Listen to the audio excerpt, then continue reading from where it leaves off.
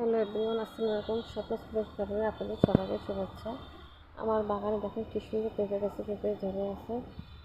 এইদিকে আমার আরেকটা পেঁপে গাছ, একটা পেয়ারা গাছ, গন্ধরাজ ফুল গাছ। এটা আমার একটা ছোটো বাগান। এটা মেহেদি গাছে হচ্ছে।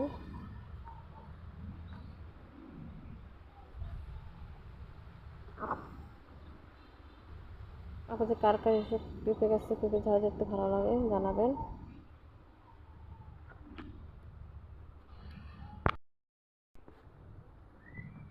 এদিকে আছে তুলসী গাছ, এই যে আর একটা মেহেদি গাছ। আজকে পর্যন্ত আল্লাহ।